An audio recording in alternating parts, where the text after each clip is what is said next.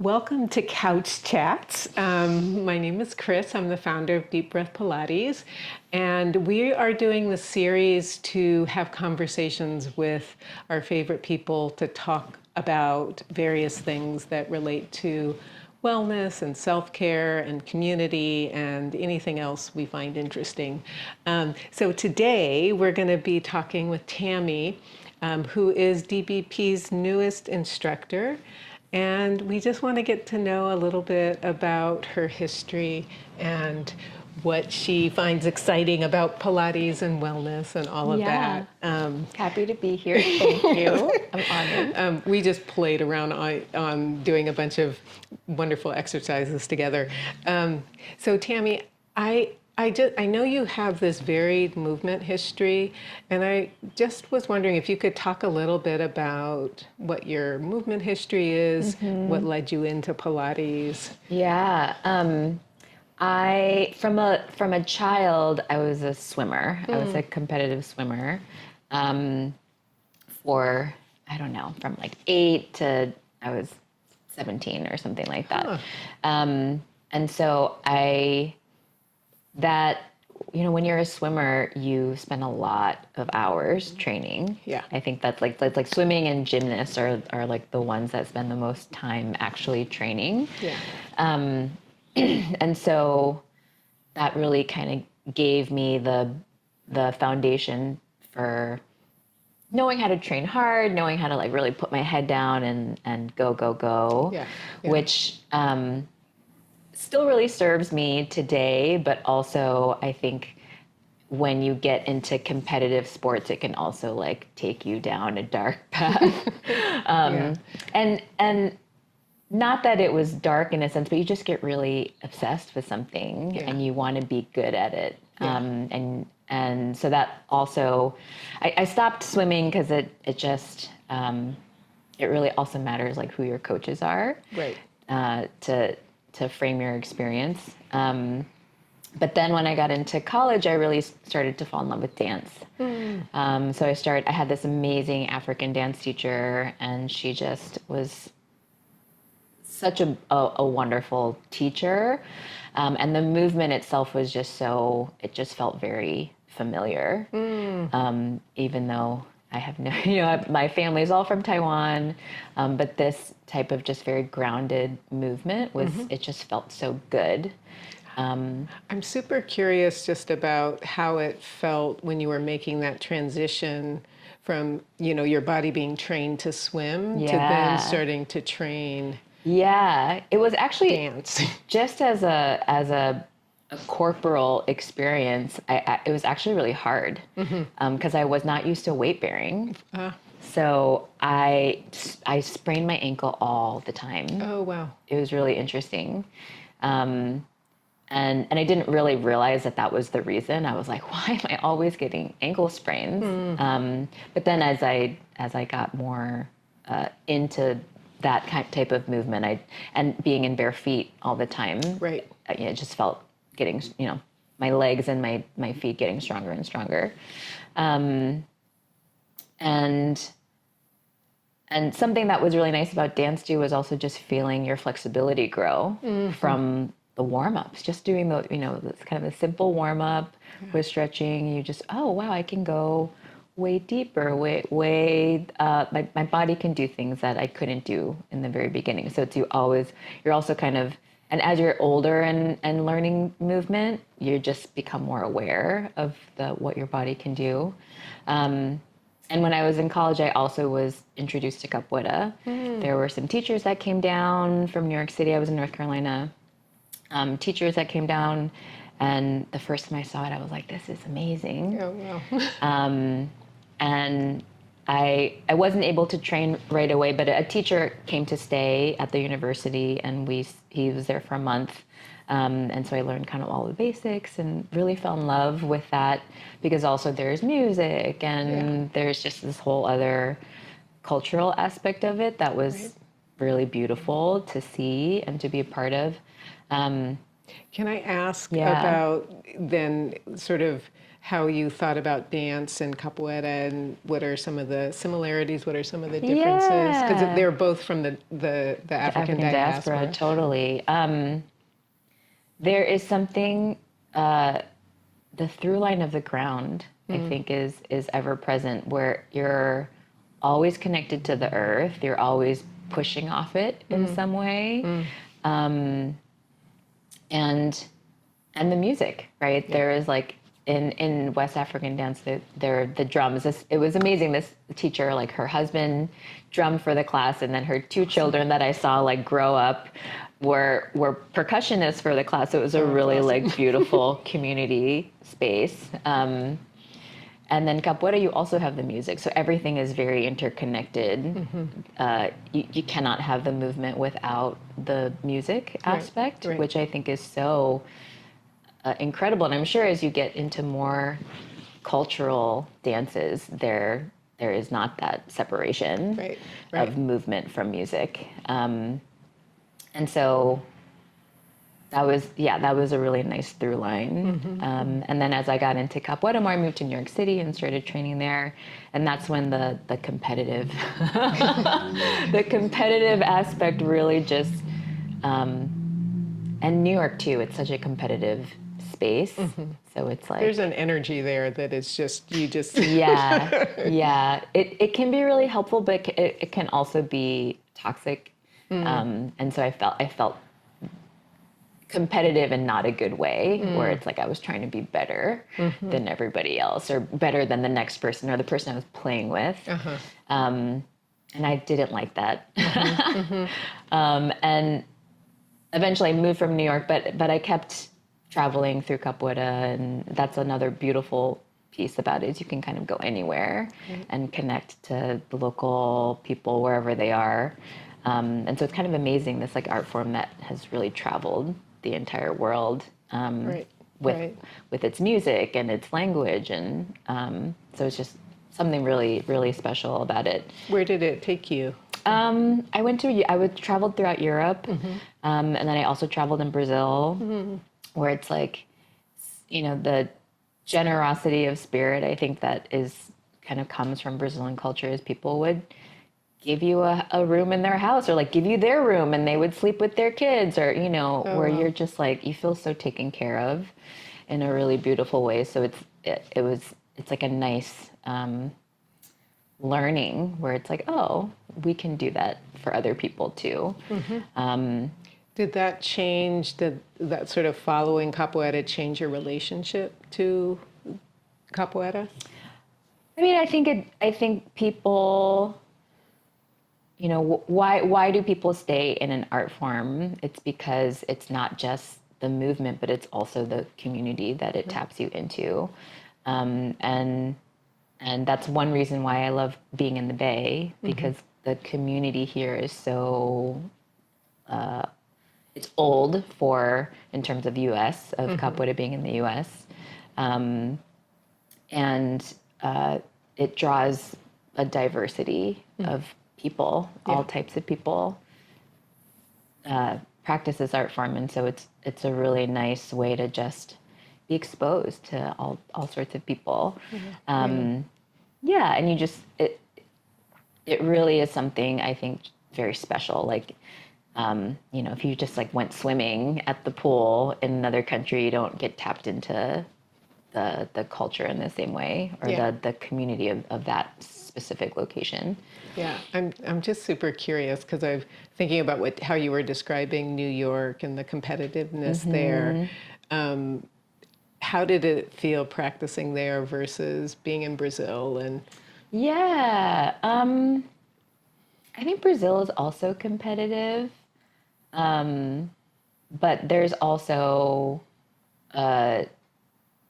kind of an openness of like, oh, you're here because you are interested in this thing. Like you traveled all the way here, and you're putting your time and effort into learning this art form, and people wanted to share it with you. And that's the thing. I've never felt like there's any gatekeeping around it. It was like, oh, you want to learn? Come here. I'll teach you, or play with me. That's awesome. Yeah, it's really, really beautiful. And, not everything about the world is perfect because everyone is human too. Right, of course. But it was really, it still is a very large part of my life because I run a school here with two of my friends that I actually know from New York. We all moved here Sweet. and we have this little school together. But it also Capweta in terms of the type of movement. It's so dynamic, and it's if you and there is a little bit of a push to train. If you have an injury, just keep training. You don't know how to do something. It's okay. Just try it. Just throw your body and do it. And so there's not always this care that's taken to rest. And I think that's just because any kind of real when you get into something and you want to do it, Right. there's you just want to do it, and other people want you to do it, and so there's that pressure. Yeah. So I had a lot of injuries. I've torn my ACL. I've had multiple things, joints feeling some type of pain. I have arthritis now. And so I wanted to find a practice that was a little more, I was always interested in, well, how do I safeguard my body as I get older? Because also I realized the importance of being able to walk. Right.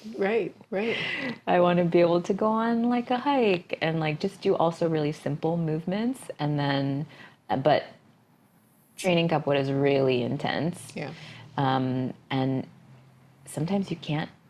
I've seen people train to the point where they cannot do that, or I know people now in my life where they've done something to their body. It might not have been Capweta, but where they really just don't have the quality of life that Wow. I want. Yeah.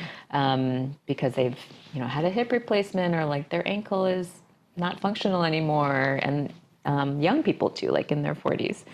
So that's kind of what Is that what brought me into Pilates. Yeah.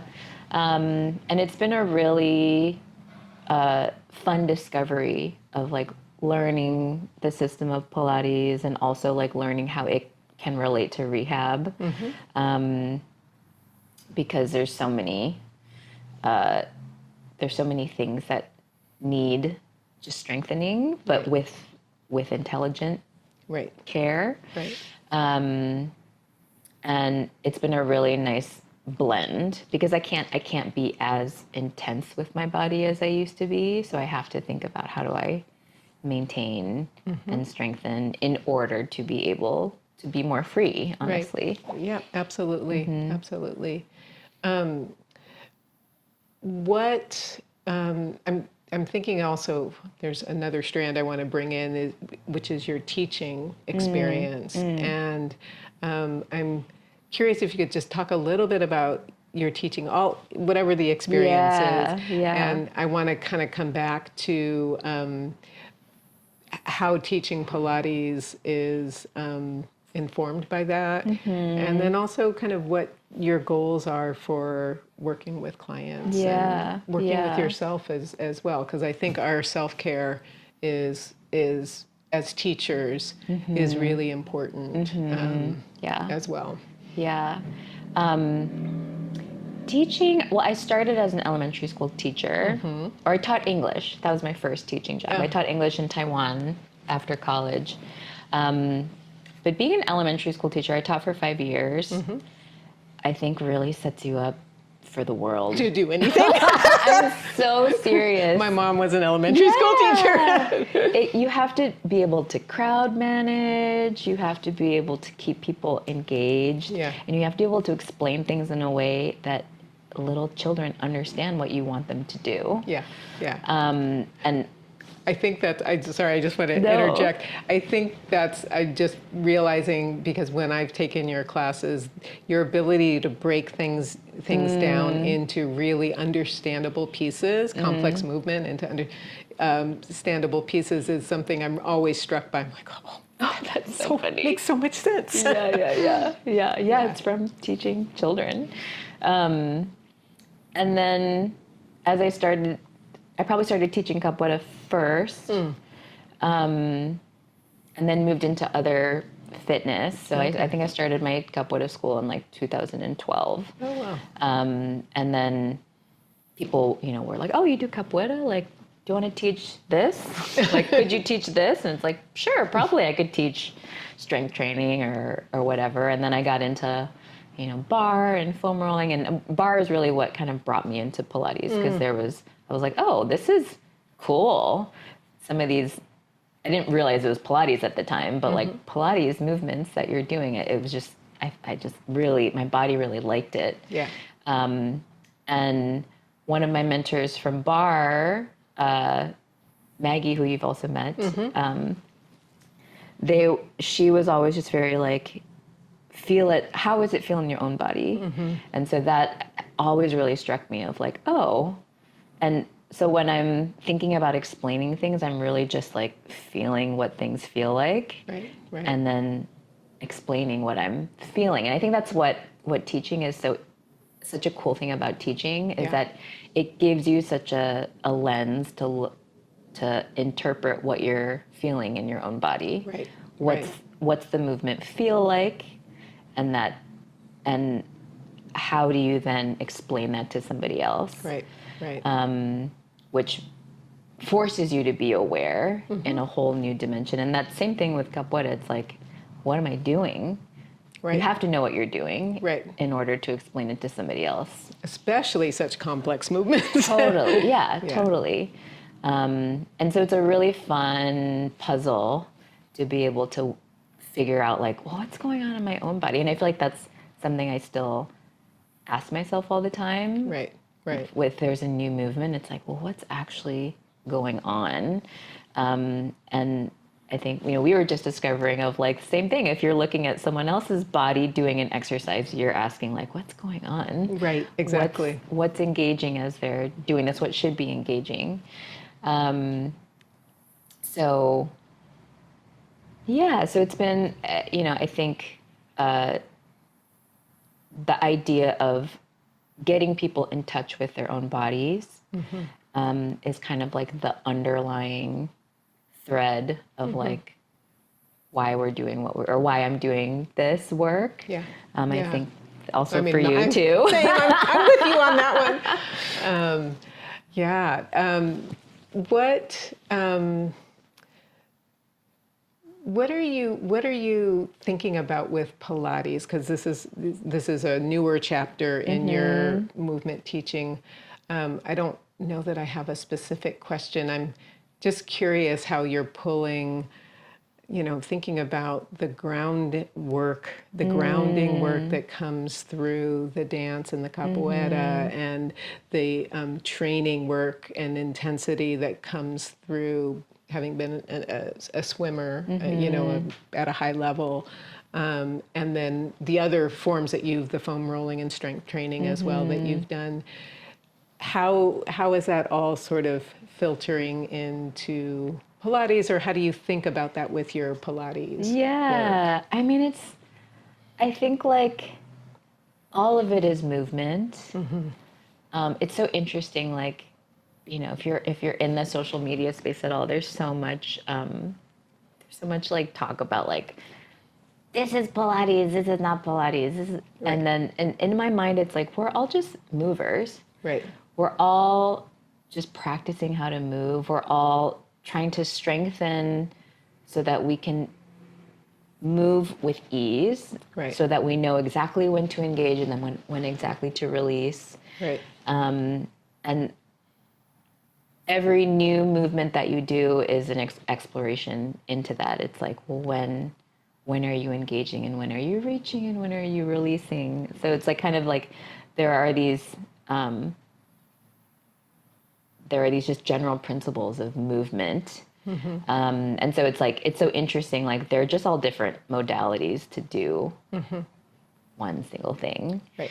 And however you get into it, I forget, someone was saying had an analogy about like, it doesn't matter how you get in the house, just like get in the house. Right. It was, I think it was more eloquent than that, but yeah, so I appreciate that I've had this diversity of movement because it's allowed me to actually see that there's just one, it's just moving. Right. Right. It doesn't really matter how we get there. But we do actually want to think about moving in relation to like how the body is structured too, Right. and move so that it always has integrity.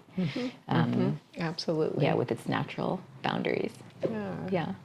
What are you dreaming about anything that you want to do with Pilates at the studio or beyond?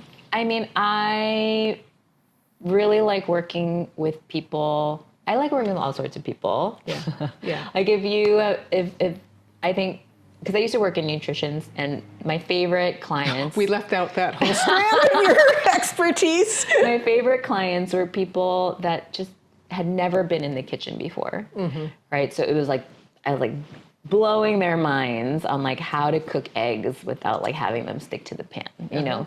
And so I think movement is the same way. I also appreciate when people come without a lot of movement experience because there's so much to learn and it's so fun. Yeah.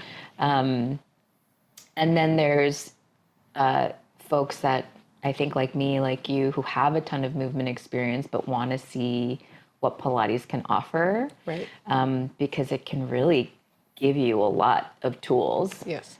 to incorporate into your day-to-day so that you can do the capoeira, you can play the pickleball, whatever it is. And so I think what I'm also really appreciating about Pilates and also working with people individually is that you're just learning so much about different types of bodies. Yeah. And how different bodies move and how different bodies react to stimuli and all of the fun equipment that Pilates provides. And so there's just a lot of ways in the house. Yeah. Yeah. And there's something really exciting. I think, it can be almost, it can be the experienced mover to the new mover who, I mean, everybody moves, so maybe the new to more athletic movement. That this discovery, this self-discovery, this learning about our bodies in ways that we can then use to support our movement, easeful movement, pleasurable movement. It's super exciting to see that happen. And we are going to be cooking up lots of different fun things at the studio to do, both in the studio and online. So keep checking back with us, and if there's anything we can do, reach out to us. I'm excited to have Tammy. Yeah, I'm super excited to be here, and Chris has been so generous with your time and wisdom, and so I'm constantly learning. Me too.